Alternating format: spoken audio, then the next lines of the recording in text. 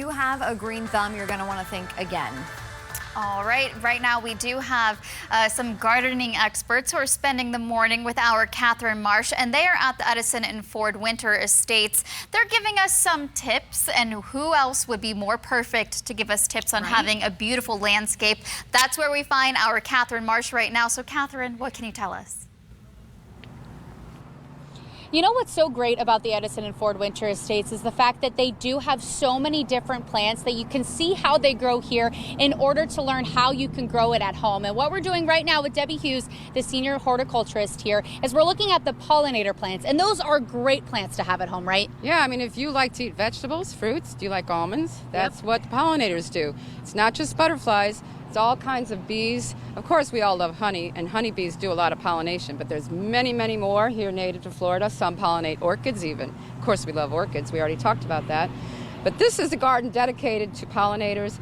All the plants here have really beautiful flowers that has nectar, because that's their food.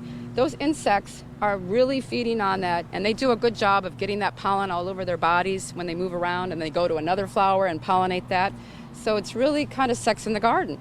And, you know, it is true. It's nature at its greatest. And here, like you said, what a better way to see such a beautiful, unusual plant called the monkey brush vine. It is big. So when you see it in a little pot, you're like, oh, I love that. I want that for my garden.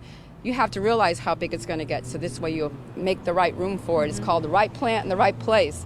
And I always get in trouble for that because I love everything, so I'm trying to squish it all in. But that's why we have a lot, because they need a lot of nectar. Just like we like to eat, they like to eat. So here we're going to have a bee day, August 17th, which is National Pollinator Day too. So I think it's really interesting that honey is something that we use to sweeten a lot of our, I love it in my tea and everything. On my so biscuits. To learn about how they produce honey, it's really interesting. I know we're taking their food, but we don't take it all, of course.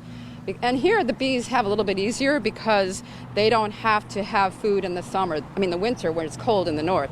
Here they have it all year long because Edison Ford's providing it. And a lot of people like to do that in their own gardens, have pollinator gardens.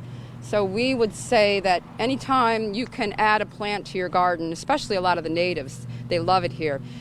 You can see we're just surrounded by this beauty, and it's shady, so we're a little bit cooler because we're in the shade, although we're still hot, right? Yeah, always. It's Southwest Florida, though. But Debbie, you've given us so many great tips. Thank you so much. If you guys are interested in a talk from her or just want some more details on what we've learned today, just head over to fox4now.com. We'll toss it back to you guys.